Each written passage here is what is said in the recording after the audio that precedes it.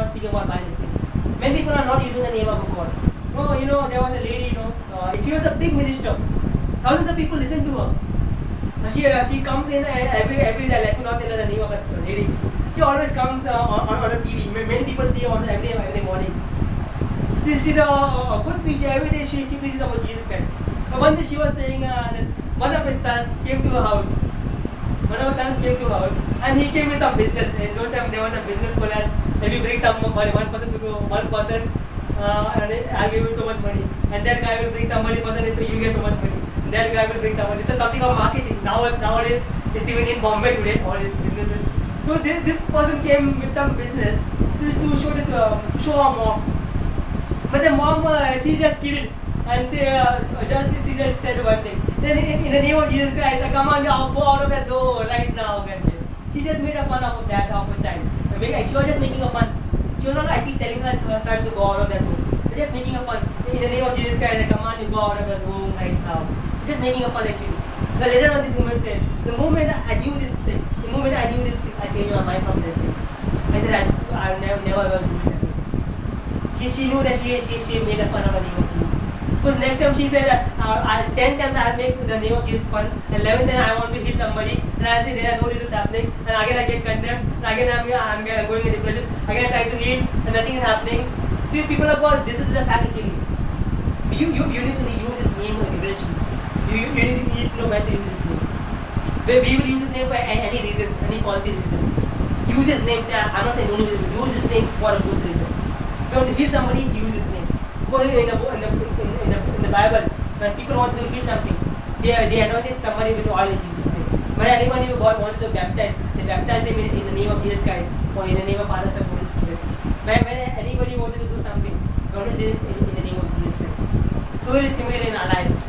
We need to do everything in Jesus' name. Let me give you a last example. I'll give an example. There is a rich businessman. And there's a lady who loves this rich businessman. And this rich businessman also loves this lady.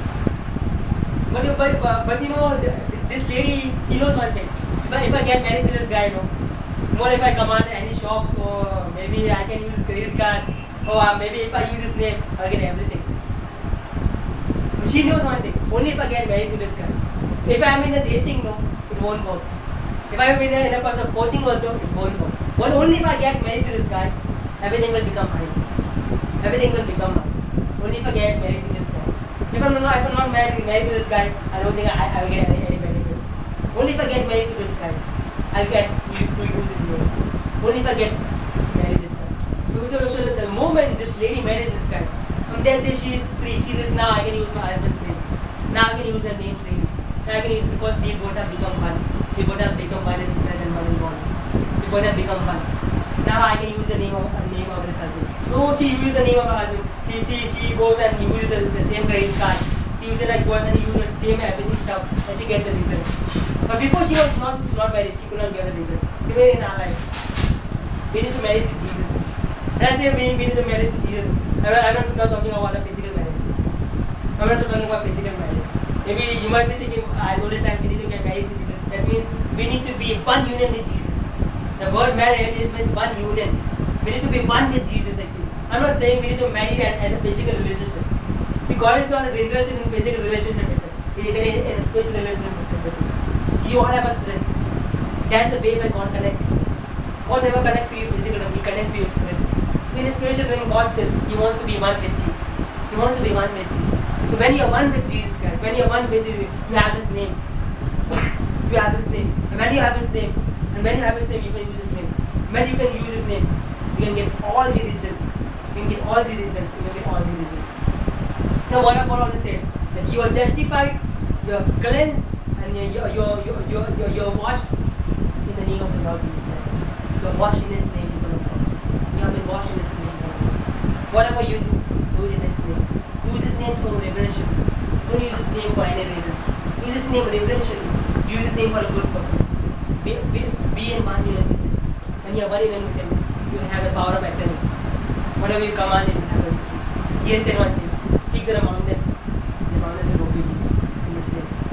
If you think the mountain is too high, Don't go and say, tell the mountain, you are so high.